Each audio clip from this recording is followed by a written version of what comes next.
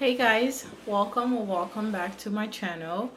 If you're new here, my name is Denise. I make nursing related content, vlogs, come to work with me, what I eat in a day, lifestyle videos. Occasionally I do hauls, hobbies, and all of the above. Thank you guys for being here. So I just came up with a list of things I wish I knew before starting Pacu, and I wanted to share them with you guys in hopes that if there's anyone out there who just started Pacu, you can learn these things before you start or as you're going through the process. If you haven't yet watched my previous video, how to survive your first year in Pacu, please watch that. So number one, airway management is everything in Pacu in general. It's not just monitoring your patient's airway, but being ready and knowing the skills in case an emergency happens, especially if the patient had like oral surgery or nasal surgery or anything facial up above. So just being ready to tackle those. Number two is knowing that not every one of your patient will wake up smoothly from anesthesia. Literally, I'm not joking you, it's so many stories, but I had this patient that was coming to Pacu from obviously from surgery, and you can hear them from all the way down the other side of the hallway because they were screaming in pain. They were literally hollering in pain because they just had surgery and it's hurting really bad, and some people can't control, how they react when they're in pain. You can also have patients who wake up very agitated, and I don't know why I said it like that, but patients who wake up very agitated where they're like fighting everything you try to do. They try to like pick at their face or remove the blood pressure cuff or whatever is going on. They just try to do the opposite. Some patients are very delirious when they wake up. Just intense reactions from certain patients, because recovery can be very unpredictable, and you just have to mentally be ready to expect the unexpected. Number three, you'll rely heavily on anesthesia knowledge, understanding different types of anesthesia, the reversal agents, side effects. All of those things are crucial in knowing what to do when an emergency happens. And also just educating your patients, because some patients are just confused, like, why am I feeling this way? Especially, let's say if they've had Versed or something like that, they wake up very confused and you become very repetitive. And at one point you just gotta tell them, let's just chill out for a little bit, take a nap, close your eyes and go to sleep, and let's give it time for your body to wake up and your system to wake up. Even then afterwards they still are a little bit more repetitive and questioning certain things. But if you don't know the meds, you're not going to be able to explain to them what they're on. Number four, prioritization is crucial, because like I mentioned before, you might have one patient waking up stable and they just need pain medicine, and the other one is crashing and there's more that you need to do. So you have to prioritize what you can do in that moment.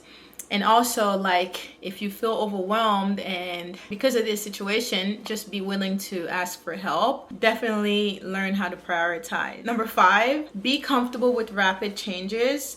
I know working in patients, sometimes things kind of just stay stable for the whole shift, and you can do 3 shifts in a row where your patients, nothing happens. You just give them their regular scheduled ordered meds and take them to the bathroom, give them their water, their food, and everybody's happy. But in Pacu, things can change pretty quickly. You can have a patient who is fine 1 minute and then boom, their blood pressure drops and they start bleeding or whatever the case is. So just be comfortable with those rapid changes and know what to do when those things happen. Number six, you will do so much patient education, because Pacu is not just recovery, it's literally education. Because pre-op, I also work pre-op. So pre-op, we're already educating them, right? We're preparing them for surgery. So we're educating them of all the things they should be expecting. Then they go into the OR, then they come out to the recovery room. Recovery room, we're educating even more because they're gonna go home or back to the floor. Most important is if they're going home, you have to be on your education game, because you want to make sure they have all the knowledge that they need when they go home, so they can know how to better care for themselves, because majority of the times these patients, have never been to the hospital, you know, have never had a major surgery. So they don't really know what the heck they're supposed to do with this wound on their leg now. So they rely heavily on your education, your knowledge, to help them know exactly what to do, like even step by step. It could be like you go to work and that whole shift, all the patients you're getting, they're phase two. Phase two, they're going home. So all day what you're doing is patient education, family education, patient education, family education, discharge. So it was a lot, but it kind of makes you into a better nurse as well, because you kind of learn so much about different surgeries and what to do at home. It's great, but just know you're going to be doing a lot of it. Number 7, Pacu is physically and mentally draining, to say the least, but I still wouldn't trade it for anything as far as inpatient. It's physically demanding because you're constantly balancing 2 patients going back and forth, and mentally you just are on high alert. You're constantly like keeping in mind, like learning and like educating, like I mentioned, and just like providing so much of yourself to others that it can mentally drain you. So you're moving patients, you're charting, you're passing meds to the next patient right after the other. It's like you don't get breaks sometimes. Sometimes if it's a busy day, the turnover rate is crazy.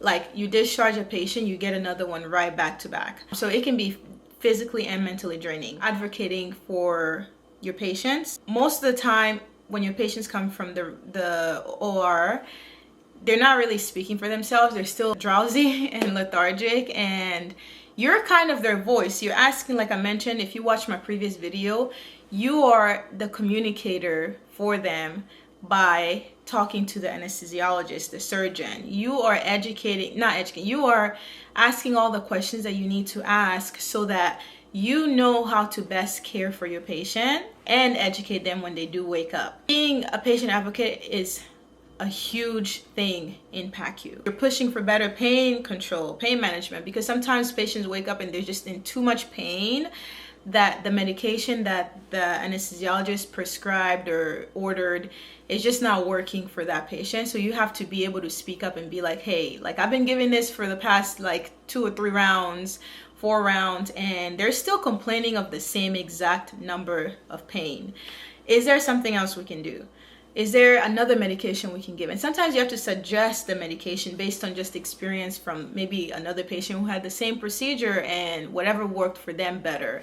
So you have to really be on your advocacy game. So you do need to have a strong voice and just be able to speak up. And sometimes you get pushback, but you just have to learn to obviously never take anything personal in this field, but your patients come first. You gotta speak up. You gotta make sure they're getting treated how they should be getting treated. Think of them as your family member or your friends, you know?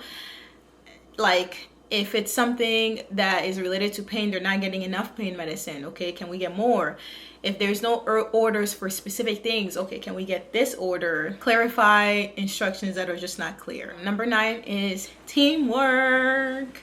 Teamwork obviously is important. You're working with too many people to not be in a team. You literally cannot survive Pacu alone. Like when I first started, when somebody asked me, oh, can I do this for you? Sometimes I'm like, no, it's okay. Because like when I came in inpatient, nobody was really asking like that. Like people were asking, but it wasn't as much as I was asked in Pacu. Like it made me feel like, oh, like am I doing something wrong? But no, you're not doing anything wrong.